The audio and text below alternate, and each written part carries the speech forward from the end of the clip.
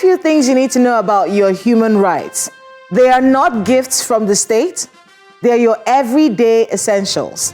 Our Focus on the FCT examines the 30 articles that outline your rights as a human being on this blue planet of ours. And we take a look at government's role in ensuring those rights are provided and protected. This is Dateline Abuja.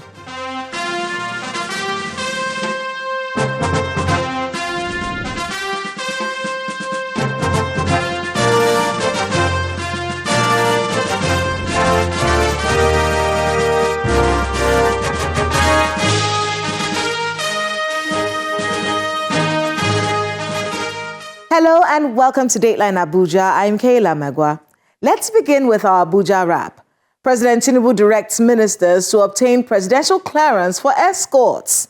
The Senate approves the president's request for troop deployment to Benin Republic. He also welcomes the return of 100 students from the Catholic school in Niger State. It's time for Abuja wrap. Vice President Kashim Shettima was in Abidjan, Côte d'Ivoire, to represent President Bola Tinubu at the inauguration of President Alassane Ouattara for a fourth term in office. He was received on arrival at the airport by Côte d'Ivoire's Prime Minister, Mr. Robert Mbambe, the Charge d'Affaires of the Nigerian Embassy in Côte d'Ivoire, Mrs. Item Akpama, and other senior government officials.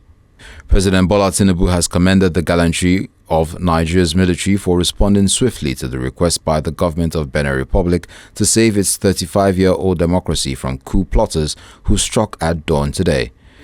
Acting on two separate requests from the government of Benin, President Tinubu first ordered Nigerian Air Force fighter jets to enter the country and take over the airspace to help dislodge the coup plotters from the national TV and a military camp where they had regrouped. In the second request, the authorities in Benin requested the deployment of Nigerian Air Force assets within Beninese airspace for surveillance and rapid intervention operations under Benin-led coordination. According to the statement by the presidency, the Benin government also requested Nigerian ground forces strictly for missions approved by the Beninese Command Authority in support of the protection of constitutional institutions and the containment of armed groups.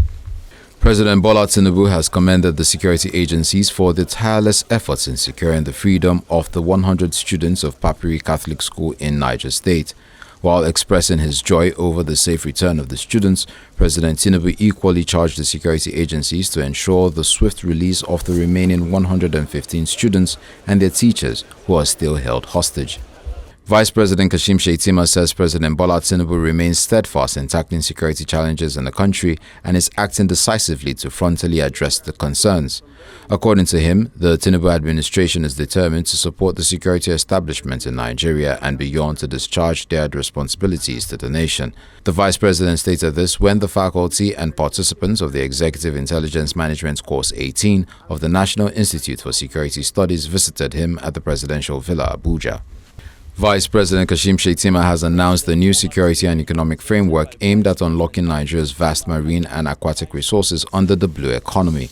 The Vice President made the announcement when he represented President Bola Tinubu at a meeting with participants of the Senior Executive Course 47 of the National Institute for Policy and Strategic Studies at the State House, Abuja. This administration has established the Ministry of Marine and Blue Economy to reform port management systems, strengthen maritime security operations, and support private sector expansion in water transport and logistics. Still, acknowledging the vastness of this sector, we recognize that more work lies ahead. The insights provided by Sec 47 will guide us as we refine our strategies and deepen national coordination. In a bid to eliminate the possibility of conflict in the livestock reform process in the country, President Bola Tinubu has tasked the Vice President, working with the National Executive Council, to look for villages or grazing reserves that can be salvaged or rehabilitated into ranches and livestock settlements. Speaking at the Federal Executive Council meeting in the State House, the President also emphasized his directive on the withdrawal of policemen from VIPs, insisting that his clearance must be sought for special security for ministers and senior officials who may feel exposed. The Minister for Interior should liaise with IGP and the civil defense structure to replace those police officers who are on special security duties so that you don't leave people exposed. Nigeria's First Lady, Senator Oluremi Tinubu, has described as sad and disheartening the recent spate of kidnapping of school children in the country. However, she said the federal government is working tirelessly to ensure a safe society. She was speaking at the end of her 2025 Children's Christmas Brunch for children from different orphanages, which held at the State House Conference Center, Abuja. The First Lady also encouraged Nigerians to reach out to the less privileged. It's very sad, it's disheartening. But you can see Mr. President has done the needful.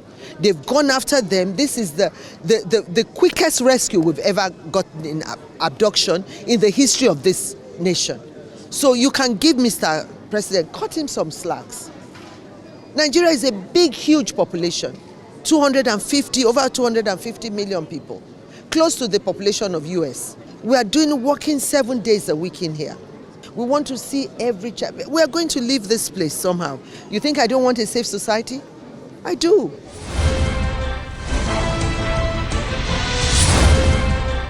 Human rights lawyer and activist Femi Falana is advocating for social security in the fight against terrorism to bring an end to unemployment and illiteracy, as anything short of this will be a total waste of time, curbing insecurity while calling for more funding for the armed forces.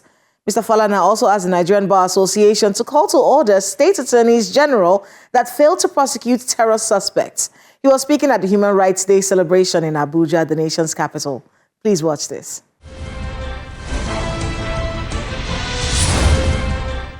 The Universal Declaration of Human Rights, UDHR, adopted by the United Nations General Assembly in 1948, was the first legal document to set out the fundamental human rights to be universally protected. Its 30 articles provide the principles and building blocks of current and future human rights conventions, treaties, and other legal instruments. Those 30 articles include freedom from discrimination, right to life, freedom from slavery, a right to a fair trial, right to asylum, freedom of religion or belief, freedom of expression, freedom of assembly, a right to work, a right to education, and a right to a free and fair world. The Universal Declaration of Human Rights is the most translated document in the world, available in more than 500 languages. A milestone document in the history of human rights, drafted by representatives with different legal and cultural backgrounds from all regions of the world. The declaration was proclaimed by the United Nations General Assembly in Paris on 10th of December 1948 as a common standard of achievements for all peoples and all nations. That document, in 2025, is 77 years old. December 10th of every year has been set aside to commemorate International Human Rights Day. Different government dignitaries, lawyers, members of the ECOWAS Court of Justice marked the celebration across the nation's capital, Abuja. At the Nigerian Bar Association's celebration, the call for social security, and not physical alone, was top on the burner for discussion. They call for more equipping of the country's security operatives to tackle insecurity. The most important aspect of security, and that is social security. And my position is that you may spend all the money you have in the world on acquiring military hardware, but if you don't address unemployment of young people, illiteracy of young people, you are simply wasting your time. Because right now, we have about 20 million out of school children and amajiris. 80% of them are from the northern part of the country. So while you are acquiring arms and ammunition, those young people are being recruited by terrorist organizations and bandits. So we must address both social security and physical security. Section 217 of the Constitution has created the armed forces and is provided there, 217 subsection 2, that the armed forces shall be equipped adequately to protect our national security, defense, repel any external aggression, and protect Nigerians. It requires us, members of the bar, defenders of the Constitution, and custodians of justice, to speak when silence becomes the order of the day, to act when action becomes dreaded, and to stand firm when standing becomes lonely. Today, I challenge each of us to imagine a Nigeria where every child can walk freely without fear, where young men and women can stroll in the streets without fear of harassment, where every farmer can walk without looking over their shoulders, where drivers can move from north to south, east to west, without having to set aside ransom money, where dead bodies are not piled up in illegal morgue, where every citizen can sleep without trembling at the sounds of the night, where the law truly protects the weak and restrains the powerful. That Nigeria is possible. At the ECOWAS Court of Justice, they call on member states, lawyers and citizens to work collectively to uphold the principles enshrined in regional and international human rights instruments. It's a day where more than 70 years ago, the Universal Declaration of Human Rights was adopted. The declaration was the first global expression of the rights that everyone must enjoy, regardless of where they are born, the circumstances of their birth, their gender, race, or any other factor. Thus, on this day, we reflect on our common humanity as well as the challenges that we face in order to achieve a community where everyone would be able to enjoy the rights that God has granted them without any hindrances.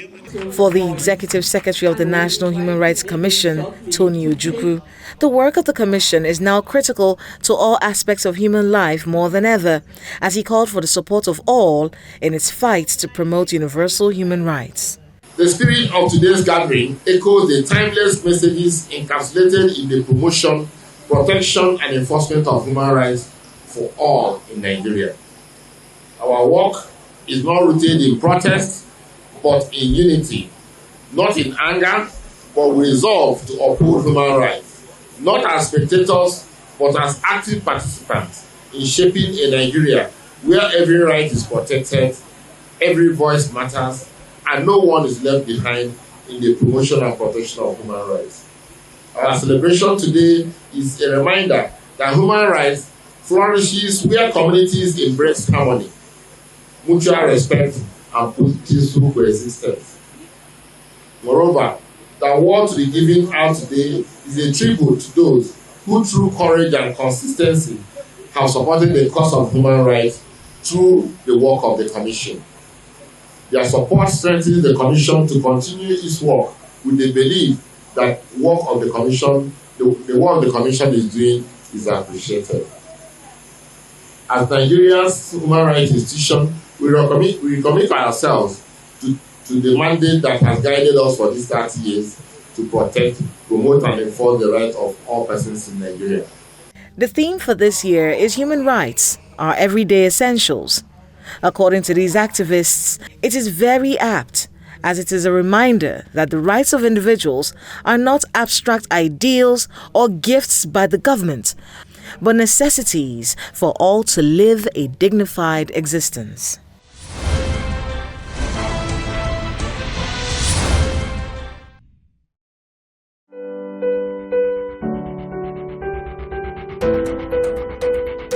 My guest tonight is helping us understand our human rights record as a country as the world experiences a shrinking civic space.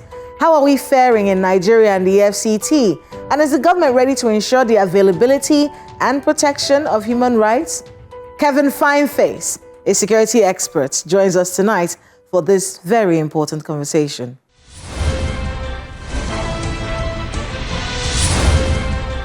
Mr. Kevin Fineface, welcome to Dateline Abuja. Thank you, Prince Kevin Fineface. So let's talk about human rights. Everyone's talking about human rights all week and a series of activities, marking it in the country. In your view, where are we when it comes to human rights protection in this country? Are we doing well? Well, frankly speaking, no. At some point, it looks like we're in a state of nature where life is short and brutish. You find out that those that are supposed to help us to uphold human rights are the ones at the same time violating such rights, especially the states, be it states, federal or state or local government. You find the executive arm of government that is supposed to be seen as the ombudsman to ensure every citizen, rights is protected based on our constitutional provision. Most cases violate such rights. You go to the court, you find that easily. Court orders are flouted by government officials and the government, themselves. And you want to begin to wonder, where is the hope for the common man? And so people in most cases are resorting to self-help because of the lack of faith, in the system. And that is why I said life is automatically becoming more like a state of nature. The theme this year is emphasizing the fact that rights are not gifts by the government. They're necessities, they're essentials. More like the air we breathe. Yes, so they're essential. So I think that's a look at states, at government to say, I hope you understand that it's not a gift you're giving this person. And then, of course, the education for the people that these are your rights. They're not doing you a favor when you demand this. They're supposed to give that to you. But there's also the question about a shrinking civic space globally and the rise of populism. Where the world is at a precipice. Something's going on. And the type of evolution taking place. So are human rights going to be protected with this evolution that's happening in the next few years? Are we going to see more human rights abuses and stifling, especially that particular freedom, the freedom of expression? Well, Kayla, the challenge we have is that over the years, we kind of, I would say, nosediving as it relates to human rights because the state is supposed to protect the rights of every citizen. And unfortunately, over the years, we've had people who have no business being in government. People who are tagged as misfit opportunists in position of authority.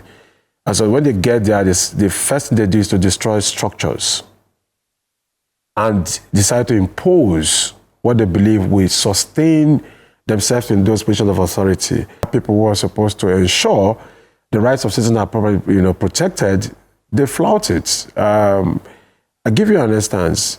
The law gives the FCT minister and the ministry the power to ensure that land use is adhered to according to the provisions. But it's not in the place of the FCT minister to go demolish anybody's house.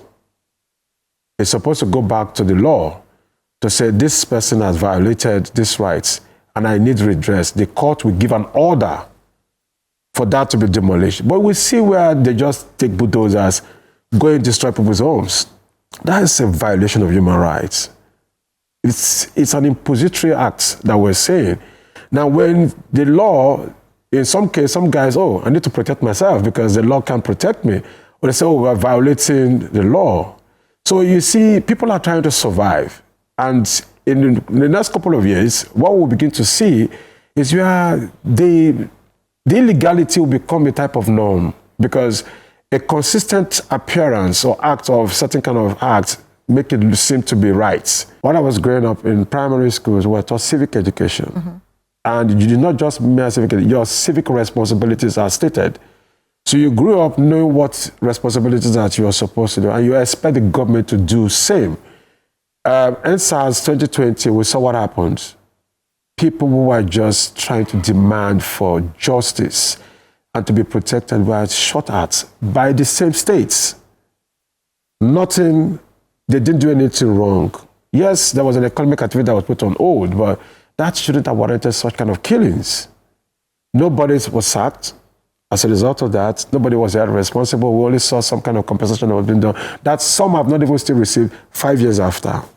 So you tell me, if you're one of those who was there and this happened to, or you have a brother or sister. What loyalty could I possibly have to the state? So where's the level of patriotism you put in place? So we need to be able to educate the Nigerian public as to know the civic responsibility. But for me, the most important thing is the voter education. The voter's card is the most neglected, instrument of governance by the populace. The electorate do not know the importance of the voter's card. Deliberately designed over the years, it's until 2011 we started seeing people getting involved in political processes. As of 2023, we never saw the level of commitment people had. But guess what's going to happen? With the result, by next elections, a lot of people will not have the faith in the system to want to go cast their votes. So creating a situation where a person doesn't have faith in the system is also a violation. A violation of their rights. Yes. Now, so if we take care of the political process and governance, what simply means that human rights will begin to improve. Implementation will begin to improve. Because if you know the importance of the voter's card, in a democracy, the voter's card is the most powerful tool. It's the only tool that legitimizes the office and the occupier of that office. So if that right is known, it means in the course of our primaries, which is our electoral system that we have, we're not going to be getting just between the devil and the deep blue sea. We're going to be having people who have the right social contract to want to go into. So as part of the social contract, there will be our human rights, protection. So if they get there, they fail to protect the human rights, we know what to do. The system allows us to recall them back. Before we started this interview, we did a report on, on the charter and that document outlining the rights of every human on this planet. Of course, you said we're not really doing well, but I want, as we wrap up, to talk about one particular right that we have seen being we've seen it being tried, in at least for 2025, the right to freedom of expression, and knowing where what you say affects the rights of somebody else. We've seen people in court. Omoyele Sowore is in court because of something he said. Defamation and cyberbullying and all of that. Is also in jail at this moment because of something he said. So in many ways, that right to freedom of expression, the understanding of how it works, maybe you can help us break that down. And what you think of these cases of people who are being tried by the state for things that they said? Now, inciting someone or instigating another to commit crime or an act of crime, in this instance, it's a violation of the right of the state. Because if we're not careful what we say, how we say the things we say, we're likely going to have a situation where we cannot all live in peace. The genocide in Rwanda happened as a result what was said on radio. The description of another human being as cockroach. So when you see cockroach in your house, what do? Stomp it. You smack just that thing, right? And so that was that thing. So the state needs to be able to do more in educating the public. So if the Commonwealth is justicably, shared among them, there's fairness in the cause of that sharing. There's equity. Everybody is allowed to express and be as expected, and there's equality as much as the law is. Then there's accountability of those who are responsible in managing these resources. Then there's no way the man from the south will want to ask for resource control. There's no way the man from the north will want to ask for, whatever you want to call it. It is because of the absence of true governance. The freedom of expression is easy to defend when we look at someone saying something that incites others to violence. But when I give an opinion about you, and the opinion that I have of you is derogatory, Well, it's like this. When we're growing up, they say somebody who has very big head, we call the person Edwin. You know, for those who have that name, not intended to, you know. But here's the thing: somebody has big head, and you said, "See your big head" in pidgin parlance. It might be an insult. But if I say, "Oh man, your head is big and it's good, it fits you," it's a compliment. Yeah. The expression, the intent of expression matters a lot. And so when we tend to want to express our views, opinions, as regards state matters, especially, or as it involve other tribes or persons, we need to be able to have a boundary. If I don't have a formal, if I don't have a formal relationship with you, why do I have to make sarcastic statement about how you dress or the kind of person? Should you be tried for that? You know, no, not necessarily being tried. If I feel offended, if there are provisions in the law that covers my grievance, then I have rights to exercise that rights, as much as you have right to express yourself. So I have right to exercise the right if there are provisions for it. There are provisions in our law that forbids one to speak in a certain kind of manner that will in turn incite, and it's indicated that this is an incitement. Then the law should be the law. And let it just be. Which means whoever is going to speak must learn to speak within the confines of the law, so as not to, breach other person's right. Because like we said earlier, where my right stops is where your right begins. All right. Well, thank you so much. Pleasure. Prince Kevin Fineface. Thank you. For being with us on Dateline Abuja. And good luck with all the work you have ahead of you. Thank you.